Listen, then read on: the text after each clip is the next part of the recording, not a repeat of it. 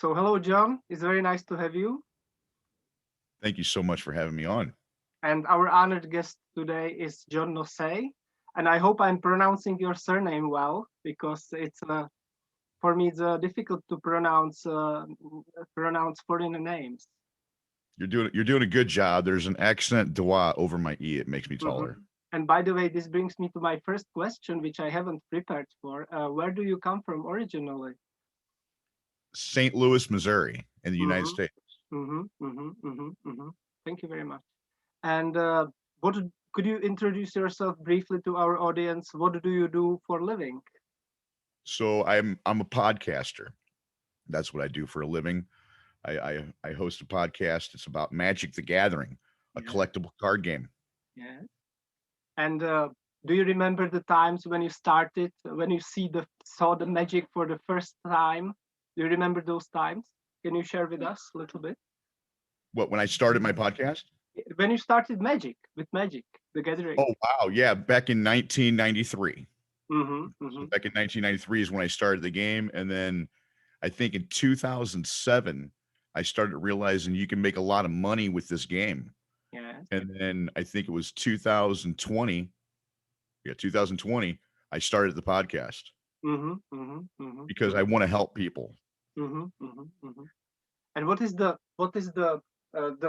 the first story that you have with Magic the Gathering? The first like if you want to share some interesting stories from the past, could you remember any interesting events or something that you are proud of that you are grateful for in the past with Magic? Yeah, I remember going to a tournament, and you had to pay $50 to enter the tournament, and I got to the top 8 players, and Yes. that was a big deal. And as long as you made it to the top 8 players, you were guaranteed a prize money. And I can't remember what the prize money was. This was a long time ago, and Mm-hmm, it's what propelled me into keep playing this game, not for the monetary value, mm-hmm, but for what I was learning and how I was able to teach other people and mm-hmm, help them with this game they have so much passion for. mm-hmm, mm-hmm, mm-hmm. Do you remember which edition was it back then? I'm sorry. Do you remember which edition of Magic was this back then in this Oh, tournament? yeah. During that time, it was Laurelwind, Shadowmoor, Eventide, Mm-hmm, mm-hmm. and Morningtide.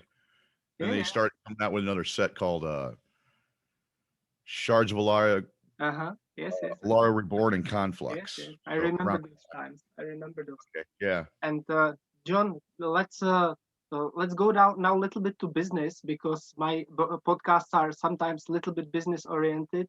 So Mhm. tell me, which projects are you working on at the moment concerning your job with So Magic yeah, the Gathering and the so podcast? it's a great question. Since I started doing this, I thought making a podcast that's all it was going to be.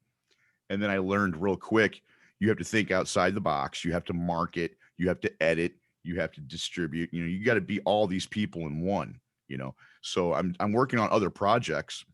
One of them's called MTG Roundtable.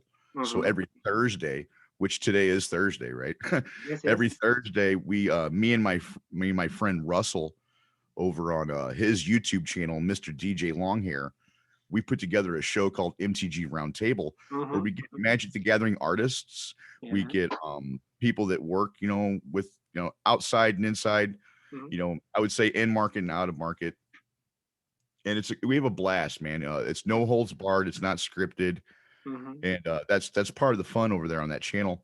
Mm-hmm. I'm teaming up with other people too, as far as project. I just can't let them out of the bag until it's official, you know. Mhm, mhm, mhm, But like you said, you almost have to work on other projects. mhm, mhm, mhm. And definitely, if this is interesting for you, just for our audience, just go down under this video, write to John. He will be more than happy to answer all your questions. He will be more than happy to invite you to his events. And this brings me to my next question: What what plans do you have for the future? What visions? What plans? Can you invite us for some of your podcasts for the future, or can you also invite us for our your past podcasts? What can you recommend? Well, um, can I? Well, I almost have mixed thoughts there when you ask the question. I almost want you to repeat the question. Yes, if you can invite us to some of your podcasts, uh, where would that be? Oh, how can you find the podcast? Yes, yes, exactly. Yes. So you can find the podcast anywhere you get podcast, iHeartRadio, iTunes, Yes. Spotify, Yes. anywhere you get podcasts. When I started doing the podcast, the company I was working with was Anchor, and Yes. they would distribute it to certain platforms like iTunes and iHeart. I had to do the majority of it manually, Mm-hmm. and I did not stop for weeks until it got out there in all these platforms. So Mm-hmm. it's pretty much where you get a podcast, you can find it. I've got it on Spreaker, Listen Notes, Radio Public, you name it, it's on there. Mm-hmm. Mm-hmm. And John, do you have any plans for the future? Any special plans in your head? Yes, so I want to develop a cartoon Mm-hmm. for Magic Mm-hmm. the Gathering. It's not for Magic the Gathering. It's more or less just to draw people to my content. Me and my friend are thinking about doing a fantasy realm Mm-hmm. Mm-hmm. where it's just a character called the Cryptic Commander in a Magic the Gathering realm where none of these characters are really important because I don't want to get sued or anything, you know.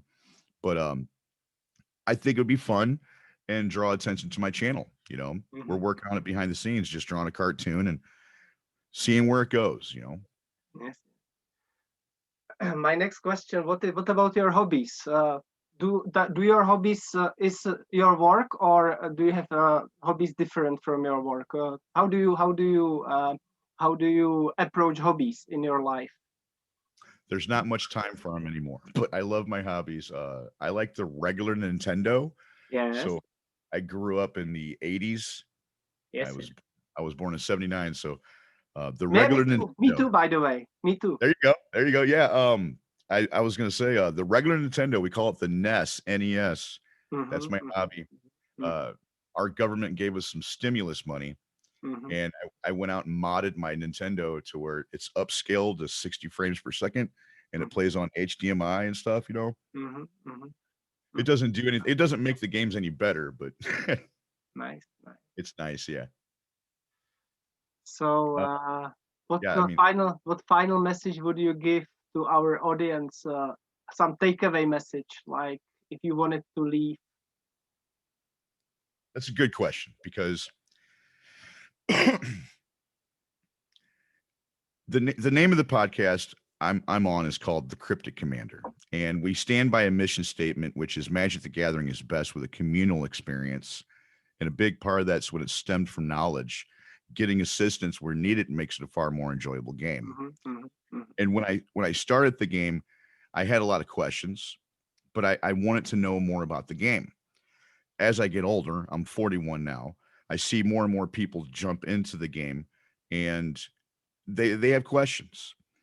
I see a lot of toxicity in the community, and if besides that, I go over to my brother's house, and I'm like, "Wow, you guys play Magic the Gathering?" And they're like, "Yeah," and then they're playing it wrong, and I try to help them. When I come over and they bust out their cards, they're like, "Oh, John always wins. John always wins." Mm-hmm. No, and they're thinking I'm bending the rules and such. It's Mm-hmm. it's the thing is if everybody was on the same level and you understand what in response means and you understand what this means, and you understand I can redirect this and you can understand how the blocking works and all these mechanics of, let's face it, the world's most complicated game, then if we're all on the same playing field, then there's a better chance that it's a better experience. Mm-hmm. Mm-hmm. It makes it more enjoyable. Mm-hmm. Mm-hmm. And that's the basis I start the podcast over, and it's become the mission statement, and that's what we stand by, you know. So if anything I could give to your listeners to take away from this episode would be, I was raised to do unto others as you do unto them, Mm-hmm. and to give back, and that's just the way I am. Mm-hmm. And I'm not in this game for, popularity or money. Sure, some of that can come along with it, and I'm trying to stay humble with all of it. Mm-hmm. Mm-hmm. But when I get reminded on a daily basis from all the fans, thank you so much for what you're doing. it pushes me forward more to keep doing what I'm doing Mhm. and think about from a new player's perspective, or even going through my life. Oh, I remember when I learned this and how it took me 5 months to learn what in response means. Mhm. You know, how can I break this down to people? Because I know there's people out there struggling with these issues. And it's just a card game, I understand, but I mean, like I said, it's a very good question. It's a very good question. And if anybody could take anything away from it, it's just help your fellow neighbor out. Yeah, I understand. Thank you very much, John. I wish you all the best, good health, and good fun, and with the game. And our good guest today was John Noce, and with his Cryptic Commander podcast. Thank you very much. Bye.